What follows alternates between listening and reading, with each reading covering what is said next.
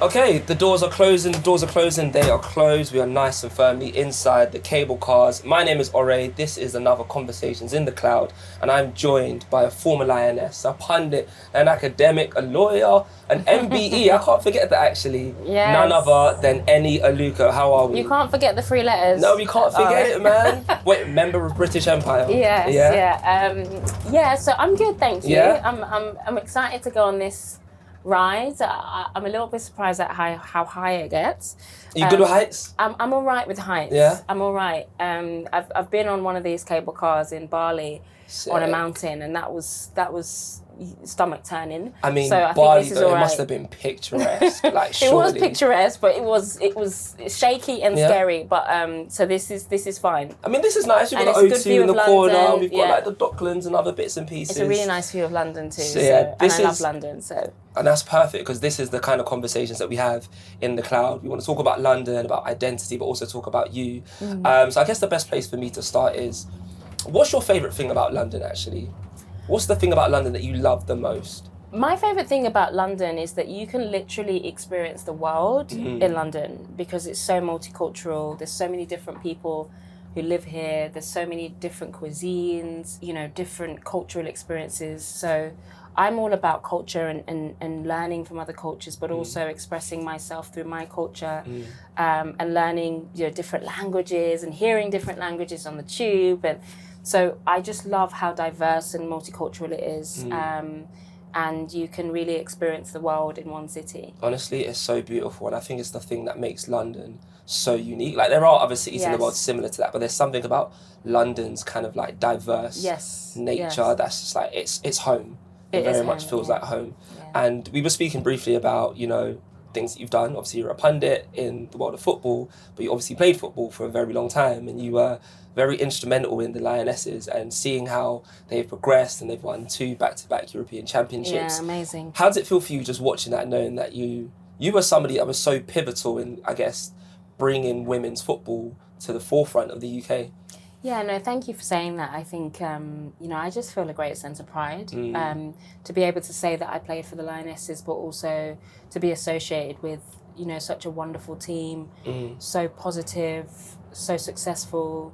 They've shown a lot of resilience, I think, in the recent Euros to come back from quite a lot of adversity, both personally and as a team.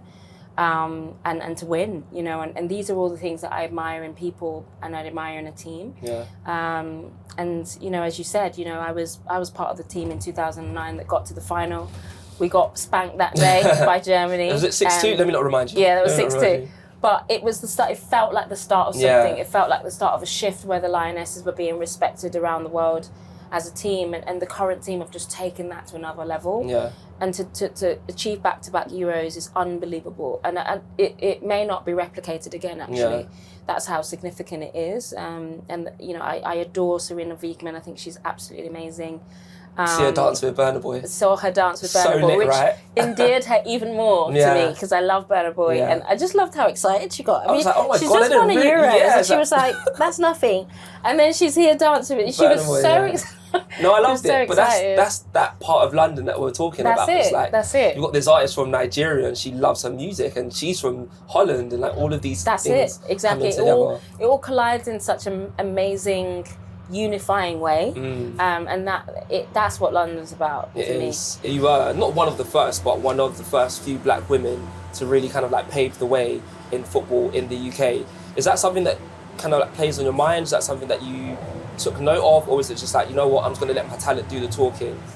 Yeah, well, I think you always want your talent to do the talking, right? Like, and I'd like to think that I've got to where I've got to because I was a talented footballer and I worked really hard, and I put myself in a lot of situations to be the first to do something that's never been done before. But the reality is, you do feel that additional sense of responsibility because the way people see you is that you're representative of your race, you're representative of your gender, and a lot of the time I do go into things thinking about how to represent those things in a positive way, but also how to change narratives. you know, I've always been somebody who sees my voice as a tool for change. And if you don't say anything, it's not going to change. So it's, you know, A has to come before B, you know, the speaking part, the discourse, the talking about it, the bringing attention to an issue has to come before the change. Otherwise, how are people going to know what needs to change? So it's not always, you know, it's not always something I choose to do, but it's certainly not something, I don't think silence is the answer either. So, you know, I see that as, you know, I'm very blessed to have a platform that people listen to sometimes and people disagree with, people agree with, but I think ultimately we are in a position as athletes to use our platform for change, and we've seen it lead to change. So, you know, I'm okay with that. I'm all right being in that position. Amazing.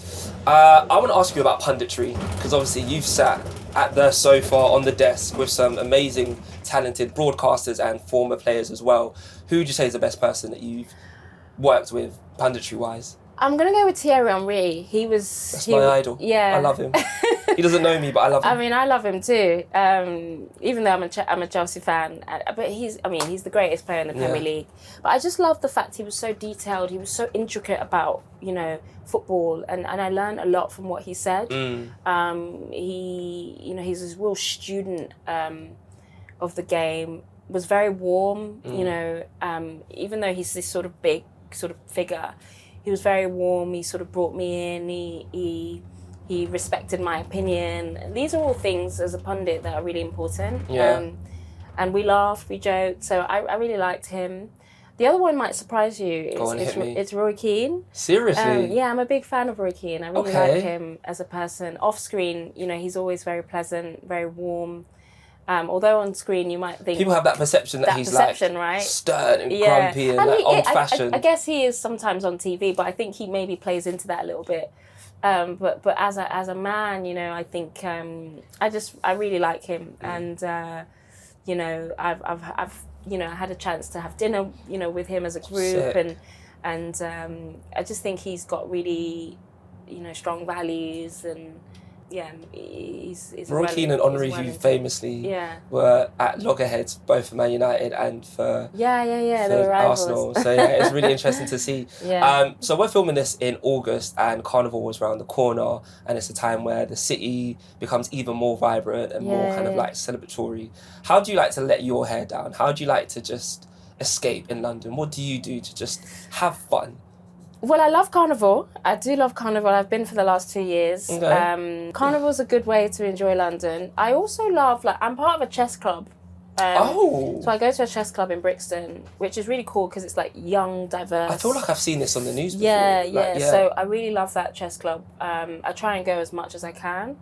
And that's a good way for me to meet people, enjoy London, do a different, you know, exercise my brain in a different way. I'm a big foodie, so I love different types of restaurants. Okay, hit me then, because I'm a foodie as well. So where in London? My favourite restaurant right now would probably be Akara in London Bridge. Oh, it's that fusion of Nigerian and I can't remember what the other one is. But Chef's Kiss. So obviously you've done football, you have a degree, you are a pundit, but also you have your own platform. So talk to me about your platform. I've just launched my new show called Hyphenated People. Sweet. And it's all about the sort of multi-heritage, multi-dimensional nature of who we are. People in diaspora, but also people who love travel.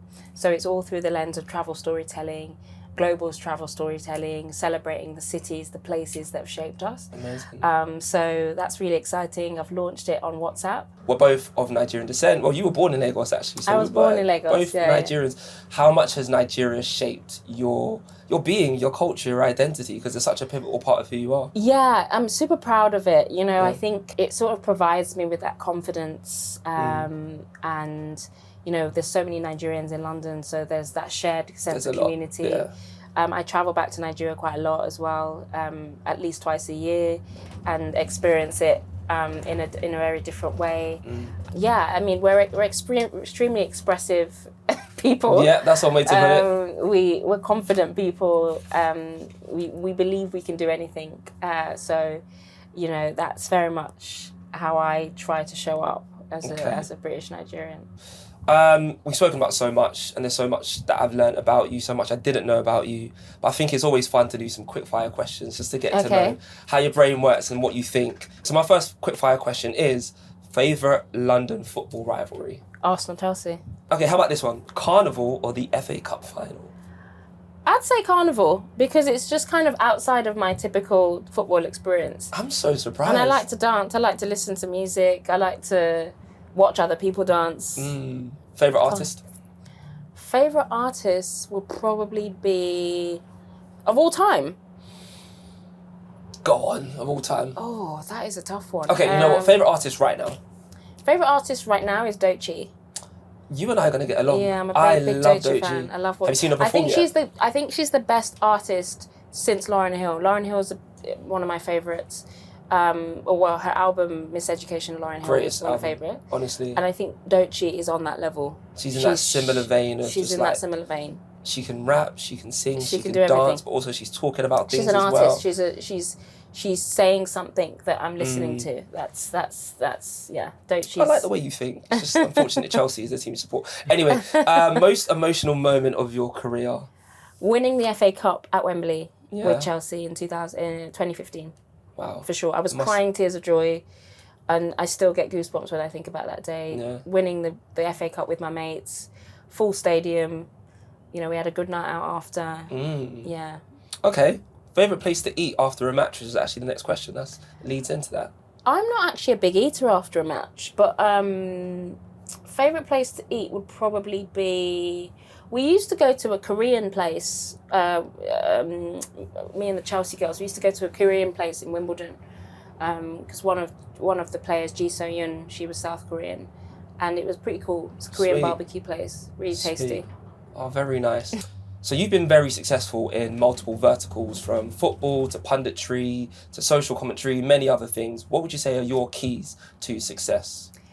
My number one secret to success is you have to have conviction about what you're doing, what you believe in. You can't spend time worrying about what everybody else is doing or who likes it, who doesn't. It's about your vision, your goal, and then communicating that goal and that vision to other people to join you. I think we spend a lot of time worrying about what other people think about what we believe in. Yeah. And ultimately it's about just driving that forward, being resilient, be ready for the sort of the failure, the successes within that. But it's about that conviction, and not being too concerned about what other people think of it when you start out.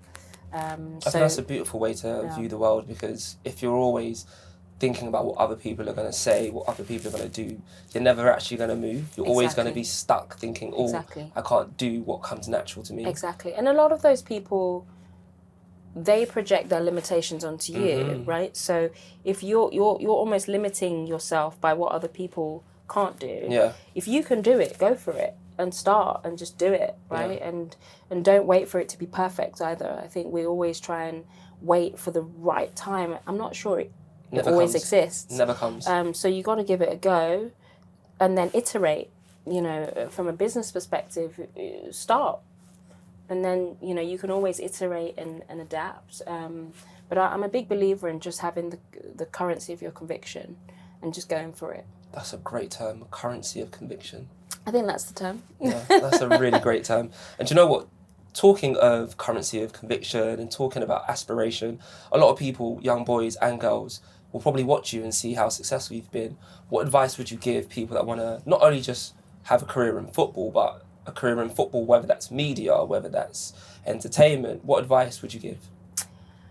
Well, I'll give technical advice. And my number one advice to aspiring footballers is work on your weaker foot. Okay. It's too late, I'm 30 now. Bit of a niche I wish, man, my knee. But I think some of the best footballers in the world are both footed. There's an unpredictability to them. Messi's my favourite player. Of all time? Of all time. He's very left-footed, but, you know, he can... There's an unpredictability to him. So I didn't do that in my career. I didn't work on my left foot, and I feel like it actually limited me. I could have scored more goals if I had a better left foot. So that's a technical one. I think in terms of a general one, I think it's, it all starts with your belief in yourself. Again, you know, you can't be too concerned about managers, and you know, some managers are going to love you, some managers might not see you as the best, but it's about figuring out your own strengths and putting lots of effort into that. Amazing. Well, that is a very beautiful place to end this conversation in the cloud. I've learned so much about you, and it's been really, really enjoyable. There's so many more questions I could have asked, but thank you very much for your time today, Eni Aluko. Thank you, Ora. That was Conversations in the Cloud, and we will see you, the doors are opening, on the next one. Goodbye.